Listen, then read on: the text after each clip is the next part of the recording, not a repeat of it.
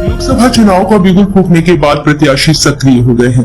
भाजपा प्रत्याशी केंद्र और प्रदेश सरकारों की योजनाओं परियोजनाओं को लेकर जनता के बीच जाकर वोट मांग रहे हैं। वहीं इंडिया गठबंधन के प्रत्याशी भाजपा के वादे को जुमला बता रहे हैं। उन्होंने भाजपा को जमकर निशाना बनाया। साथ ही कांग्रेस सरकार का गारंटी कार्ड जारी करते हुए युवाओं को रोजगार, निर्धनों को आर्थिक सहायता देने सहित कई वायदे किए।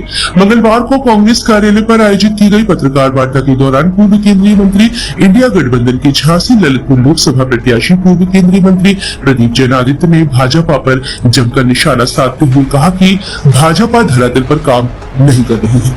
जीएसटी के चलते व्यापारी हार्ट अटैक का शिकार हो रहा है। ललितपुर में बदले की भावना से इंदिरा गांधी की प्रतिमा ढक गई। भाजपा में शामिल न होने पर ललितपुर के एक साहू समाज के नेता, कांग्रेस के मेहरौनी से नगर अध्यक्ष और उनके पुत्र को गांजे में बंद कर दिया गया। उन्होंने कहा कि बुंदेलखंड एक्सप्रेस वे पर कहीं भी रोजगार का साधन नहीं दिखा। किसानों की जमीन जबरन अधिकृत की जा रही है, जबकि यहाँ पर अभी तक एक भी इंडस्ट्री नहीं लगी है। चारों तरफ मैदान ही मैदान और घास उगी है। किसानों की वह जमीन अधिकृत की गई है जिसके कई वर्षों से सर्किल रेट नहीं बढ़ाए गए हैं। डिफेंस कॉरिडोर में कोई रोजगार नहीं मिला है। उन्होंने कहा कि कांग्रेस की सरकार बनी तो बेरोजगार युवाओं न्यूनतम 400 रुपए प्रतिदिन मजदूरी निर्धारित की गई। प्रत्येक युवा बेरोजगार को साल में 1 लाख रुपए दिए जाएंगे। गरीब महिलाओं के परिवार को 1 लाख रुपए वार्षिक सहायता दी जाएगी। पूर्व केंद्रीय मंत्री ने बताया कि जाति के आधार पर जनगणना कराई जाएगी, जिससे उनकी आबादी के अनुरूप योजनाओं का लाभ मिल सके और उन्हें न्याय मिल सके। किसानों को न्याय, नारियों को न्याय, भर्ती भरोसा, पहली नौकरी पक्की, गिग इकोनॉमी में सामाजिक सुरक्षा, युवा रोशनी, जल जंगल जीवन, पेपर लीक से मुक्ति, अपनी धरती अपना राज किसानों के लिए। इसके अलावा गारंटी कार्ड में अनेक वायदे किए गए। इस दौरान जिलाध्यक्ष योगेंद्र सिंह परीक्षा, पूर्व जिलाध्यक्ष कुलपाल सिंह यादव सहित दर्जनों कांग्रेसी उपस्थित रहे। मंत्री जी, किस बात को लेकर प्रेस कॉन्फ्रेंस बुलाई गई? आज पूरे उत्तर प्रदेश के अंदर हमारे राष्ट्रीय अध्यक्ष मल्लिकार्जुन खड़गे और हमारे नेता राहुल गांधी के साथ आज उत्तर प्रदेश के हर जिले में अविनाश पांडे जी और अजय राय के साथ हम लोगों ने कांग्रेस गारंटी कार्ड को जारी किया। और ये गारंटी है, ये जुमला नहीं है।